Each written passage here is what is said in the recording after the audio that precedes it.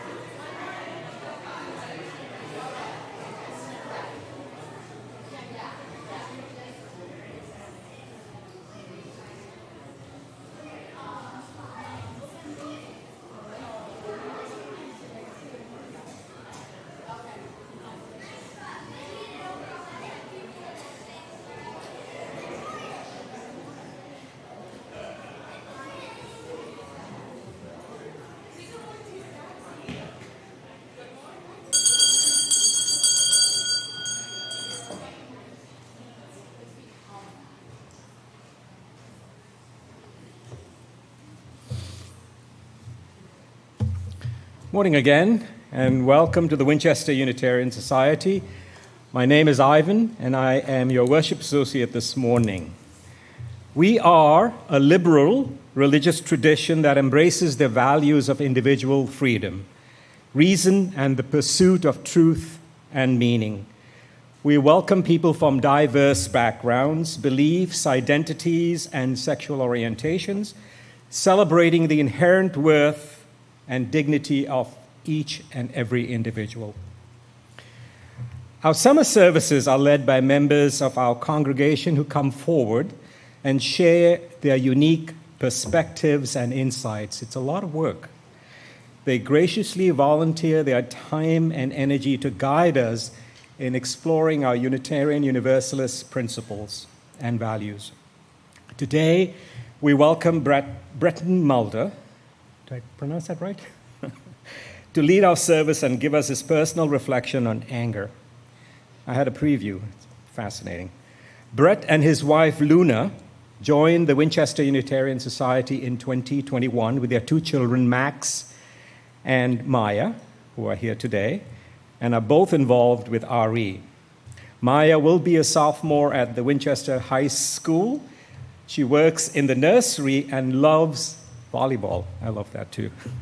Max will be in the 5th grade at Morocco Elementary and loves soccer. Luna loves walking and reading, and Brett is passionate about paddle boating. Both have roles as psychologists, with Luna working with agencies that resettle refugees from around the world, and Brett with neurodivergent adults on the autism spectrum. After service, there will be light refreshments in the Sims room back behind the sanctuary. This will be followed by a discussion in the parlor with Brett. This is a unique opportunity for you to express your thoughts, ask questions, and engage in meaningful conversation with fellow attendees. I now invite you to open your hearts and minds to the spirit of worship as Brett reads the opening words by Jack Cornfield.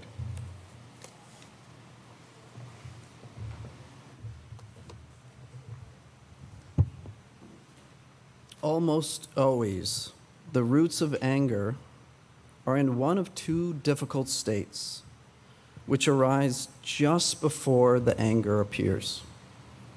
We become angry either when we are hurt and in pain, or when we are afraid. Pay attention in your own life and see if this is true.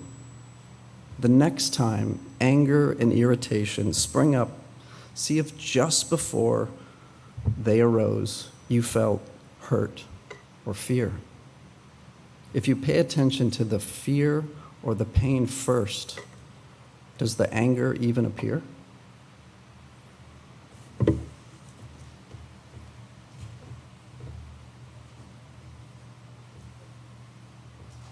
Invite Max Mulder to come forward to light our chalice while I read the opening or the lighting words by Valerie Kaur, an Indian American Sikh activist.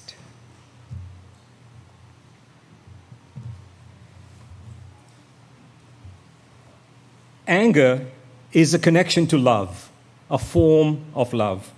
A form of love that means we stand up for others and for ourselves. We shout loudly that things are not okay. We protect others.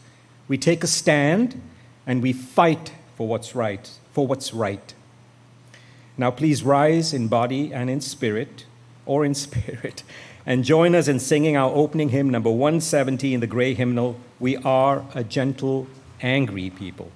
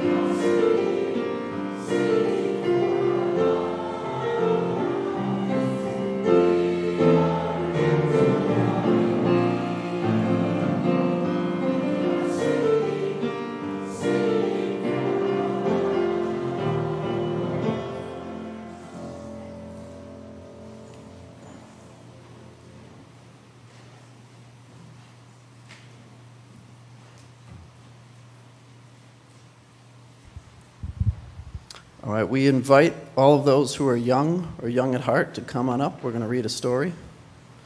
So you can come up here, sit down. Come on, girls. That's right. Yeah, we're going to read it. All right, come on up, have a seat. All right. I realized it was broken. Good to see all of you today. All right. So this is my son, Max. I'm Max's dad. He's going to read us this story. And Max is actually named after the character in this book. All right? So, anybody read this book before? You've read it? All right. Some of you, it's new? All right. You have the book. All right. So before we read the book, I'm going to talk about a few things. So this book is about a lot of different things. And one of the things this book is about anger. All right? So raise your hand if you have ever felt angry towards somebody in your family. Everybody? I'm raising my hand. Yeah? Everybody? I think even everybody in the audience has got their hand up. All right. So we're gonna hear about Max's anger, and we're gonna talk about anger. That's what this whole service is about today. This book is not just about anger, but we're gonna be talking about anger today. All right? So I'm gonna read through the story. Max is gonna hold it up. He's gonna show you. There's gonna be a couple of times where you can get up and you can move, and I'll tell you when we get to that part. All right, guys? Okay. So this is Where the Wild Things Are by Maurice Sendak. All right, go ahead. So here we are. See the first picture? Here we go. The night Max wore his wolf suit and made mischief of one kind.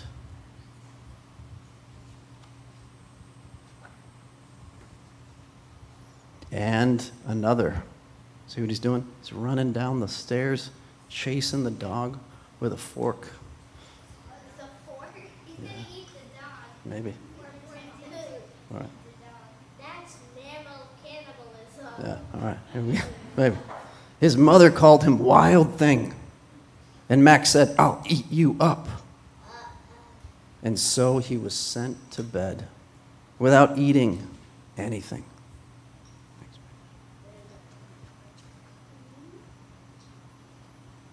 That very night, in Max's room, a forest grew. And grew. And grew. Until the ceiling hung with vines and the walls became the world all around.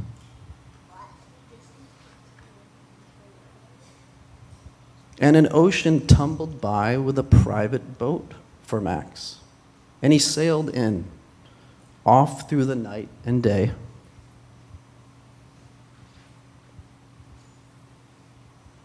And in and out of weeks and almost over a year to where the wild things are.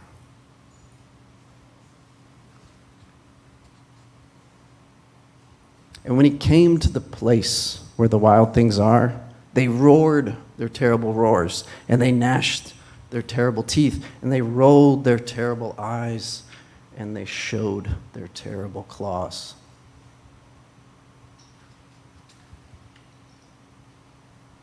Till Max said, "Be still," and he tamed them with the magic trick of staring into their yellow eyes without blinking once. And they were frightened, and they called him the most wild thing of all. Next page. And made him king of all the wild things. And now, cried Max, let the wild rumpus start. Next page.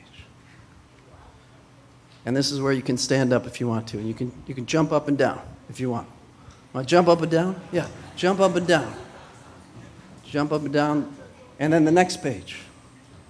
And you can howl at the moon. Everyone want to howl at the moon? Howl! Next page. And they also were jumping on branches. Yeah, jumping on the branches. That's right. That's right. Jumping on the branches. Next page. We're losing you. You guys got to come back. You're having fun. All right. And they're running around, and then they came all the way back. All the way back in. He was being wild with all the wild things. Next page. Now stop, Max said, and sent the wild things off to bed without their supper. And Max, the king of all the wild things, was lonely, and he wanted to be where someone loved him most of all. Then from around far away and across the world, he smelled good things to eat. So he gave up being king of where the wild things are. Next page.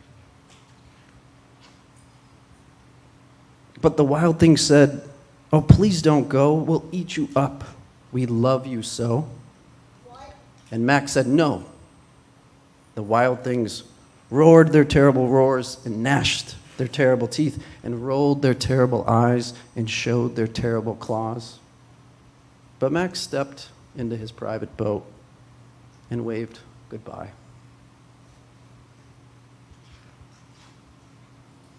And sailed back over a year and in and out of weeks and through a day.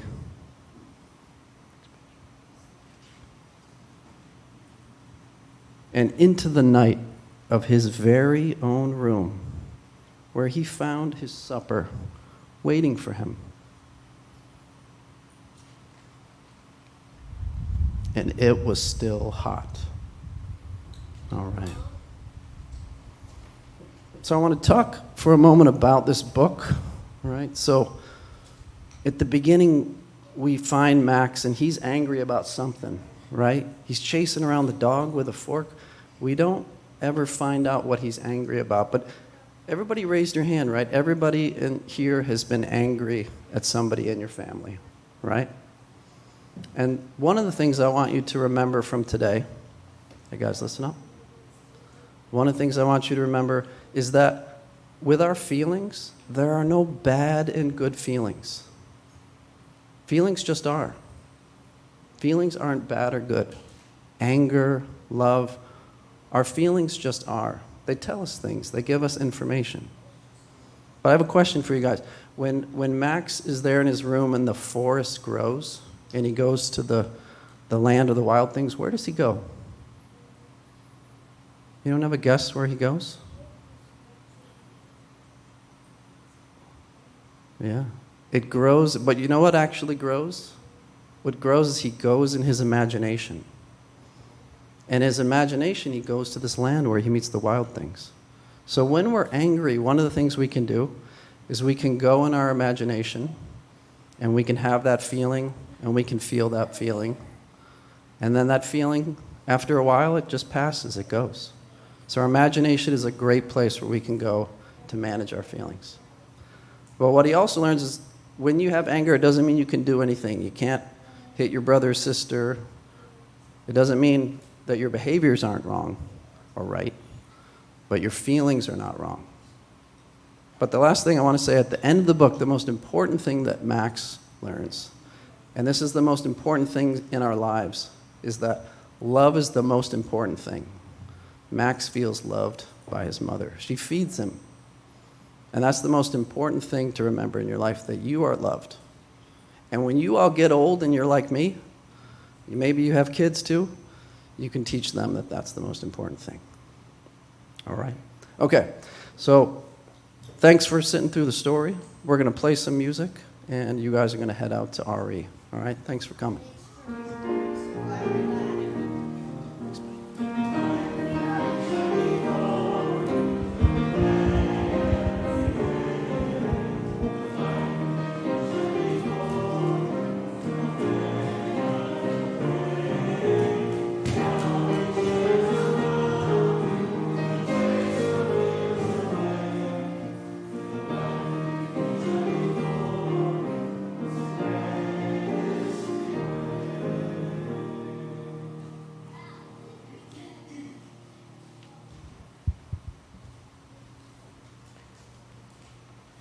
We now come to that time in our service where you are invited to come up and share a joy and or concern. Please start off by briefly introducing yourself. As a reminder, the service is being recorded and archived. If you choose to not share but would like a candle brought to you, please raise your hand and Brett will bring a candle over to you. After the joys and sorrows, we will have a moment of silence, followed by the singing of the centering hymn, There Is a Love. And those words are in your order of service. We will remain seated during the singing.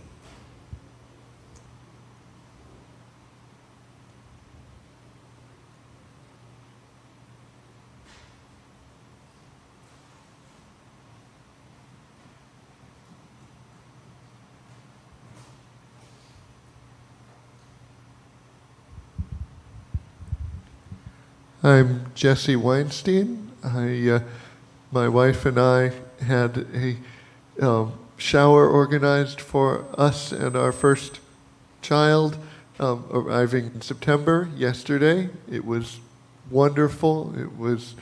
We felt surrounded by love and got to introduce a bunch of friends and family to the community here, and it was wonderful. So I just wanted to express how grateful we both were for all of this, and may it be the next of many.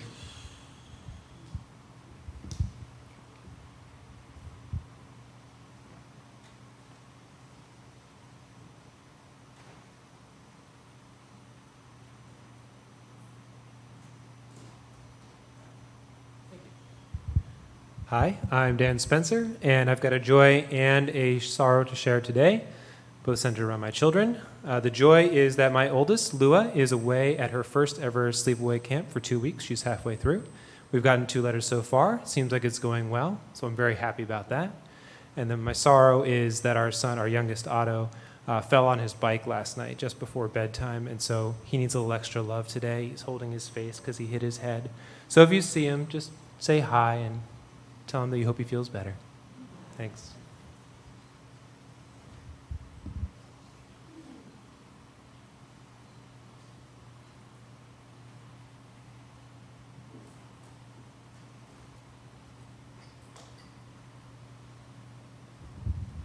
I'm Nancy Schrock, and I'm sharing a joy today because my son R and his wife, who is suffering from cancer, happily shared their 20th anniversary 2 days ago.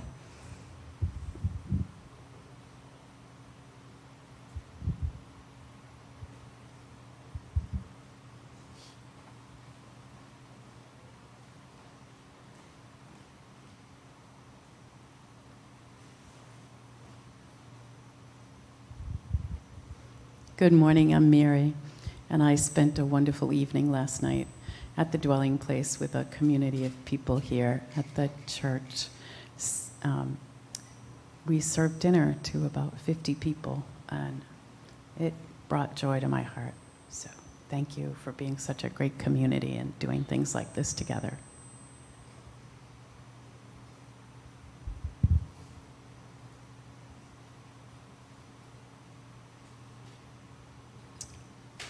Finally, we light a candle for all who may have a joy and or sorrow deep in their hearts.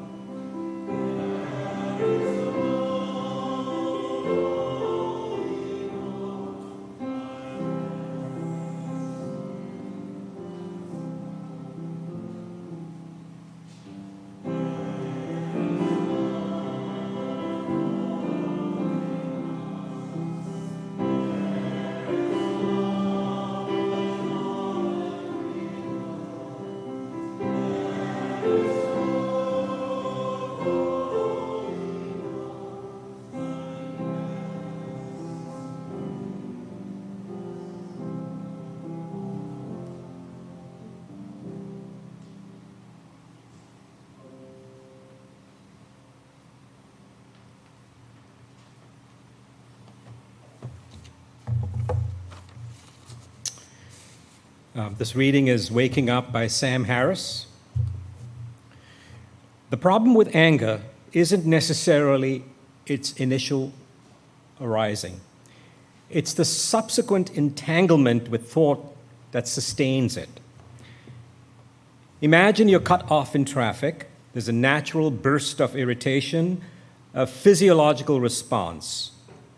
But if you then spend the next 10 minutes or an hour, or even the rest of the day reliving the moment, mentally arguing with the person, fantasizing about confrontation, that's where the suffering truly begins. That prolonged state of agitation is entirely self-created. It's not the external event that's keeping you angry. It's the continuous manufacturing of thoughts about that event. Often without even realizing it, you're doing it. Many people believe that they can't help but be angry or that anger is a useful tool. But when you truly pay attention through practices like mindfulness, you discover that the half-life of these emotions left to their own devices is actually very short.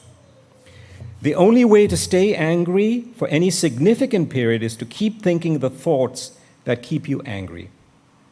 It's like picking at a wound. If you stop picking, it will heal. Similarly, if you cease to engage with the narrative that fuels your anger, if you recognize that these thoughts are a mere appearance in consciousness, that emotion will dissipate. This isn't about suppressing anger or pretending it's not there. It's about recognizing its true nature as a transient mental event. The capacity to notice a thought of anger or as just a thought without being carried away by it is incredibly liberating. It allows you to get off that ride very early, as I often put it. You still experience the initial flash of irritation, perhaps, but you don't then spend your precious moments in a self-perpetuating cycle of that emotion. This changes everything about how you navigate the challenges of daily life and your relationships with others. I would like to now have a few words to introduce the next piece by Bartók. These words that John wrote. Music continues to be a strong way for us to feel emotion. This next piece certainly can be felt as representative of anger. Indeed, several online sites have identified it as a manifestation of anger. Whether the composer had this exact intention is a more complicated story, but it is clear that Bartók was trying to stretch the boundaries of musical expression. However, this expression is felt by us.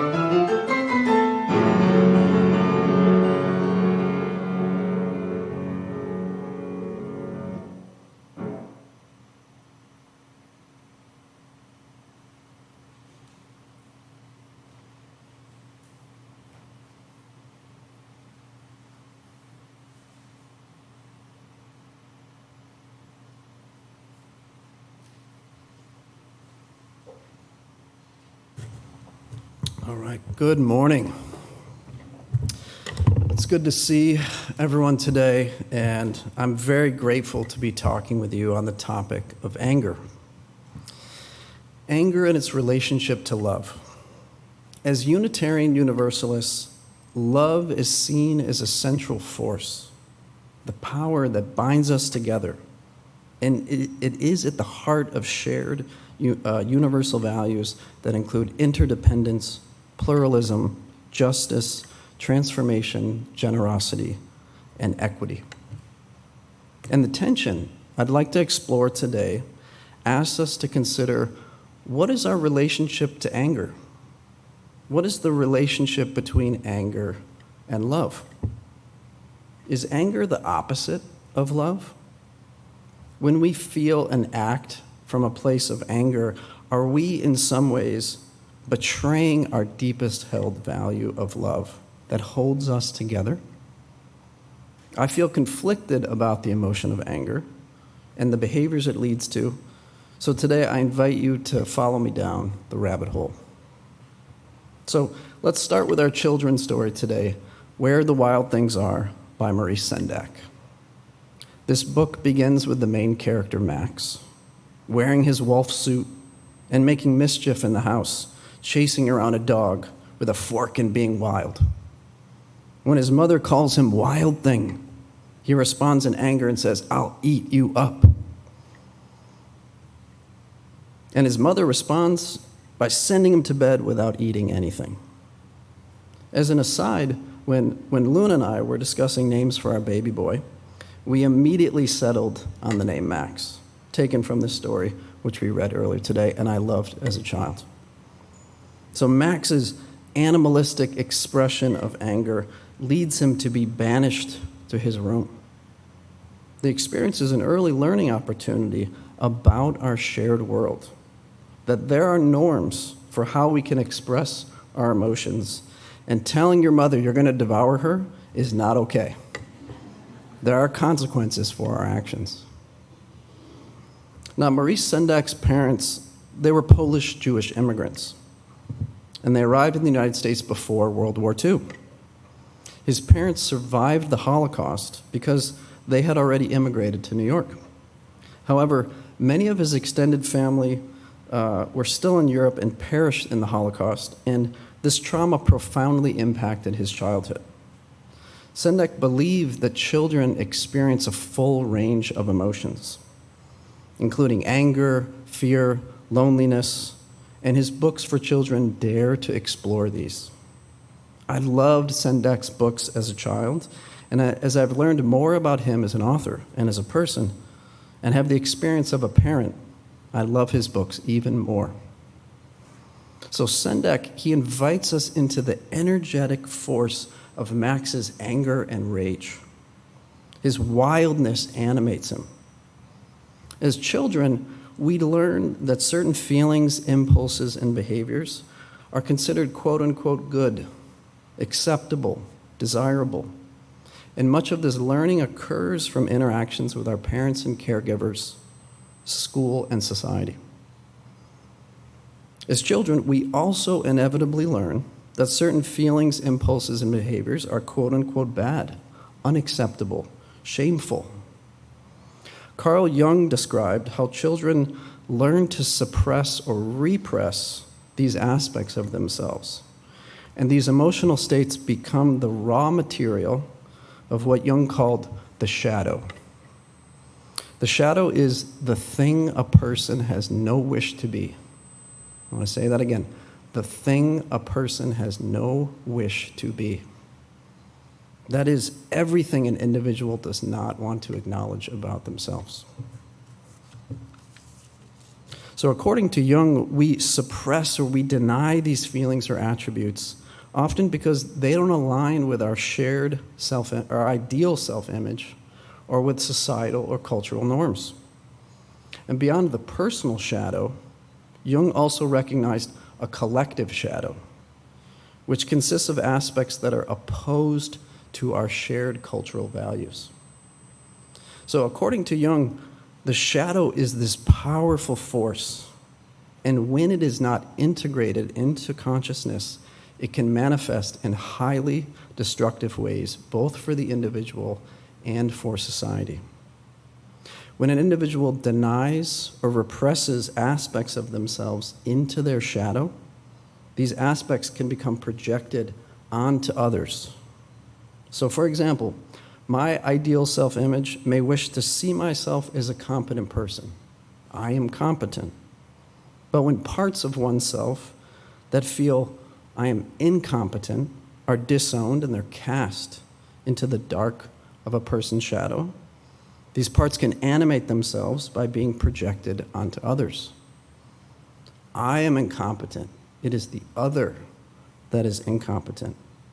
I am lovable and bring love to this community. It is the other that is contemptuous and not a part of us. I am informed, enlightened, and awakened. It is the other that is ignorant and deplorable. The shadow, remember, is the thing a person has no wish to be.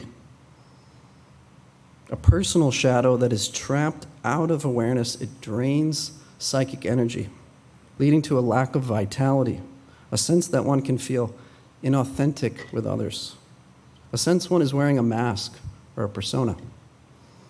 This sense of inauthenticity and partitioning of our psychic energy can exacerbate certain mental health conditions like anxiety and depression.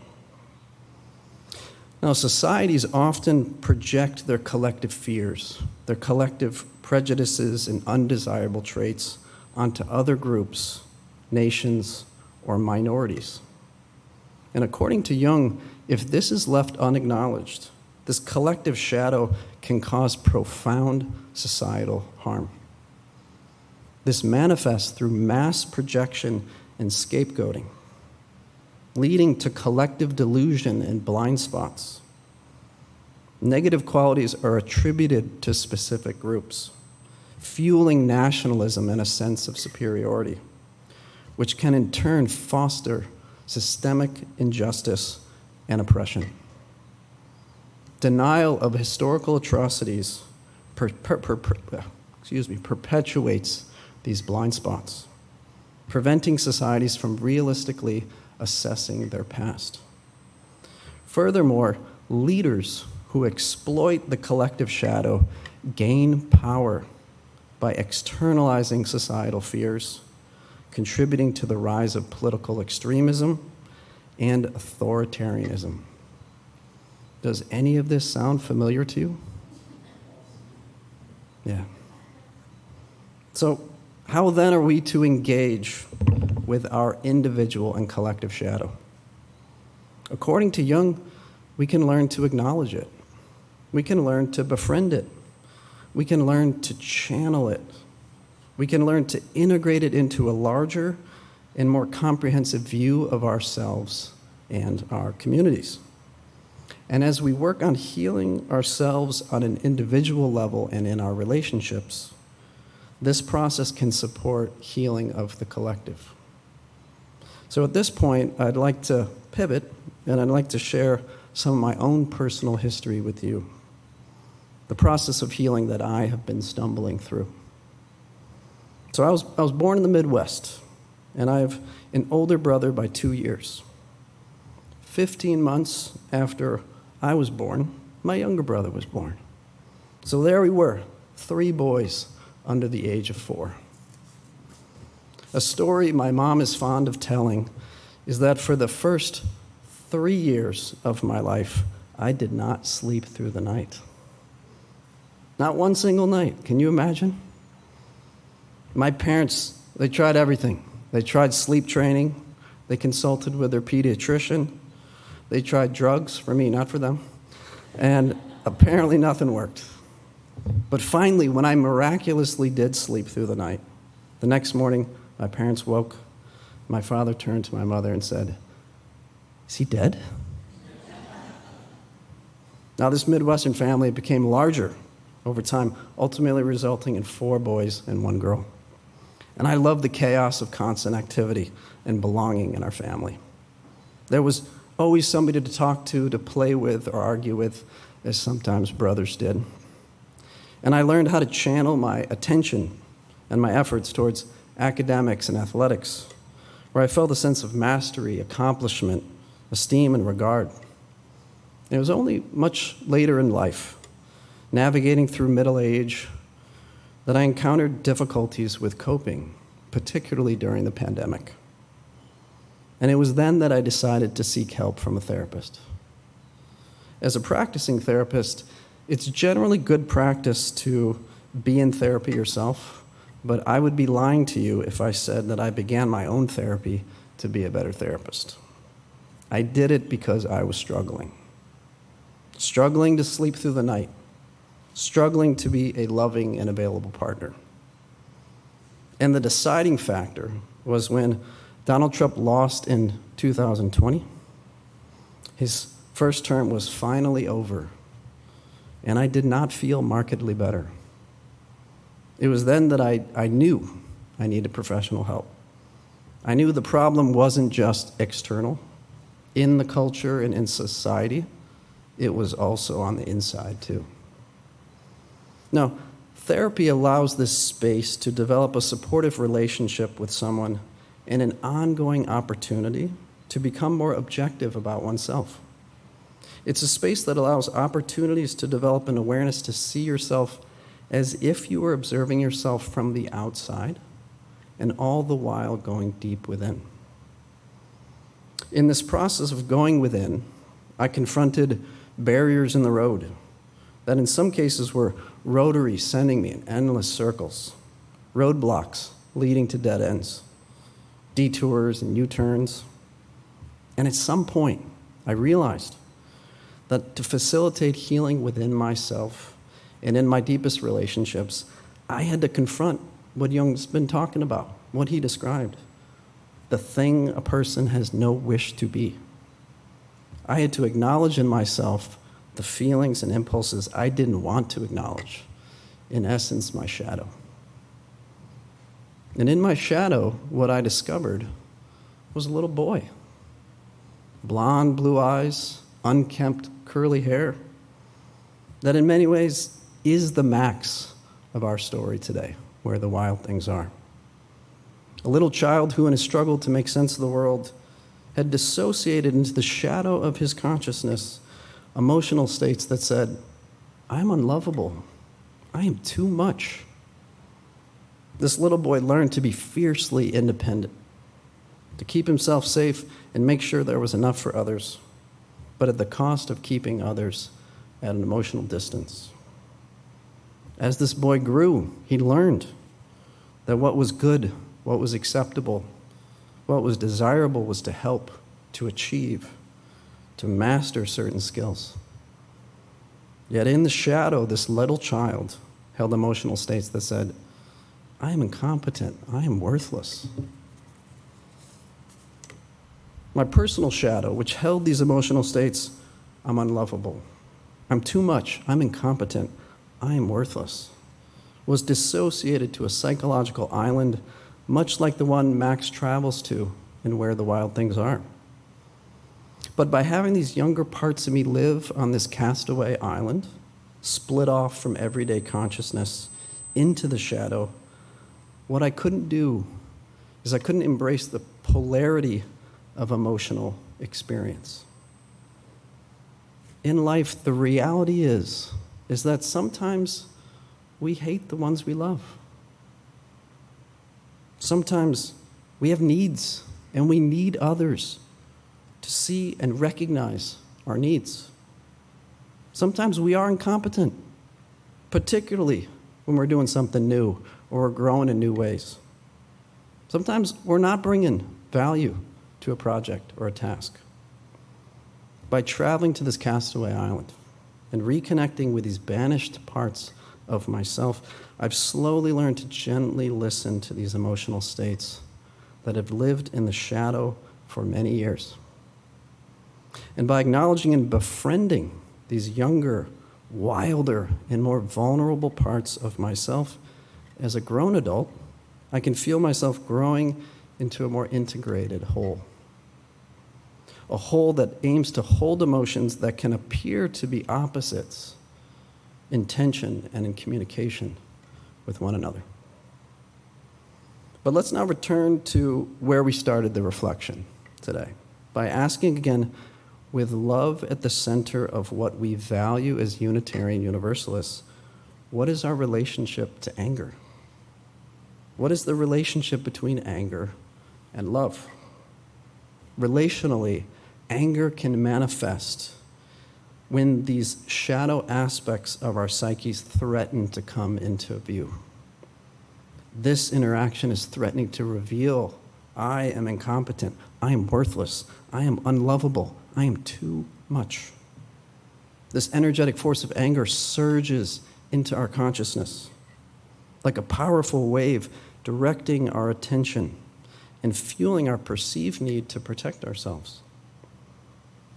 It is this kind of personal and autobiographical anger that I want to encourage us to approach with self-compassion, with healing, and with love. For example, the next time you are drawn into an argument with your partner, a friend, or a colleague, try to mindfully notice the energetic force of anger that surges into your body. As the reading from today highlights, the energetic force of anger itself is a wave of emotion, can last for as short as 90 seconds to 2 minutes. Don't act on that anger when it crests and it fuels your nervous system. Befriend that anger. Acknowledge the anger is there to protect you. But remind yourself, you're okay just now. Allow yourself the space to let that wave of anger pass through you by taking a short break or going for a short walk. Let the feeling of anger pass through you and notice the story that starts spinning about what's happening. I can't believe he did this. She never does that. If only they weren't like this. And let that story go. As the energetic wave of anger passes through your nervous system, gently remind yourself that in our shadows we have parts of ourselves that feel inadequate, that feel inferior, that feel unlovable, that feel worthless. We can bring love and connection to these vulnerable parts of ourselves, and we can let go of the stories of who did what, when, and to whom. But in concluding this reflection, the kind of anger I want to encourage us to feel into and to harness is anger that comes from recognition that our deepest held values are being betrayed. An anger that sees that our society is developing into one where vulnerable individuals and groups are being marginalized, scapegoated, and targeted, where the rule of law and due process is being intentionally ignored. We need to harness the energetic force of Max from where the wild things are. I imagine getting into a boat, traveling to the island together with Max to embrace our wildness, looking together at our current society and with wild eyes saying, what the hell is going on? No, really, what the hell is going on? This energetic force of anger becomes an expression of what we most deeply value: interdependence, pluralism, justice, generosity, equity, with love at its core. All these values are being trampled by the policies of the current administration. This is the kind of anger that currently resides in our shadow that we need to acknowledge and we need to befriend. This is the kind of anger we need to listen to. This kind of anger is not the opposite of love. This kind of anger is love. This kind of anger shows what we love. This kind of anger is what we need to catalyze social change, the kind of anger that can strengthen our bonds. Now, remember the end of Where the Wild Things Are. When Max lets the wild rumpus start, he howls at the moon, he jumps on the tree branches, he rides the back of the wild things, and then he stops. The wildness has passed. He gets back into his boat, leaves the island of his imagination, and he returns to his home in the comfort of his room. And when he returns, he finds that his mother has left him his supper. She didn't let him go hungry. And when he returns, he finds that she's there to feed him. And that act of feeding shows unconditional love. Our unconditional love, as Unitarian Universalists, holds the space of all that is. It is the space in which everything manifests. This wide open space of love holds our anger. But our anger must come out. It must come out when our deepest values are being betrayed. And when this kind of anger comes out, this anger is love. Thank you.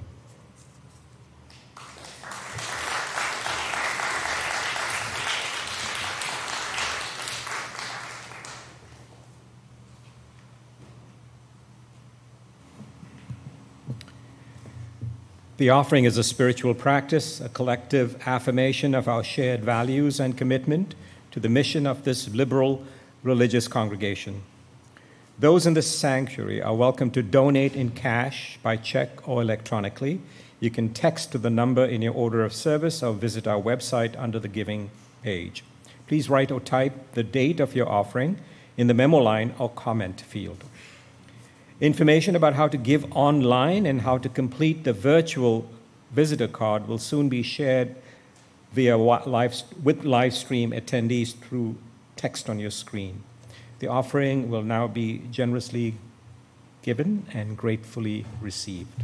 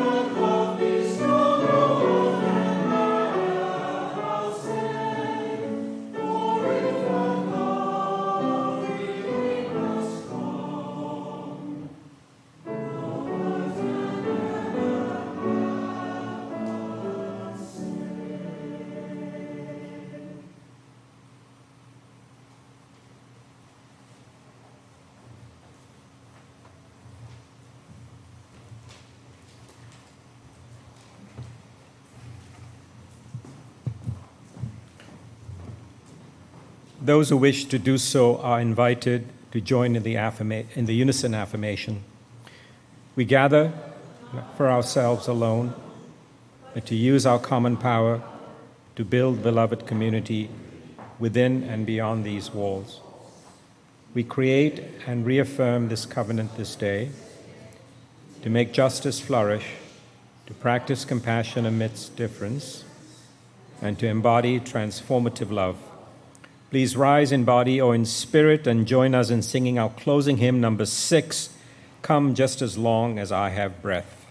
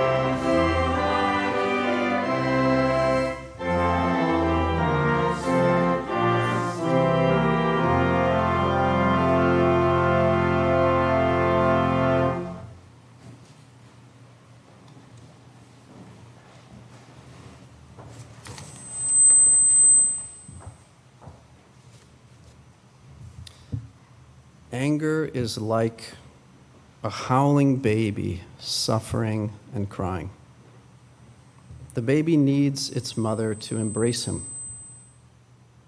You are the mother for your baby, your anger.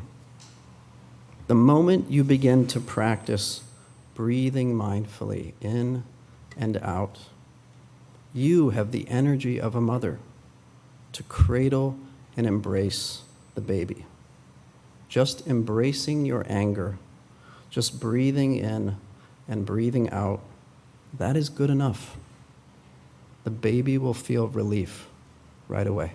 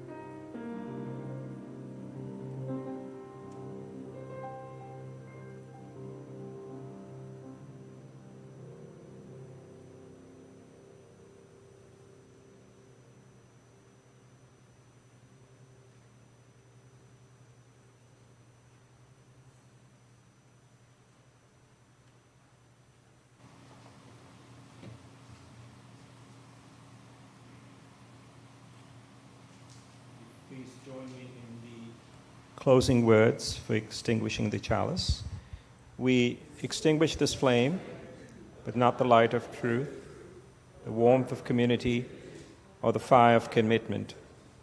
This we carry in our hearts until we are together again. This service has ended, but our life of service continues. Let's continue the conversation in the Sims room back there.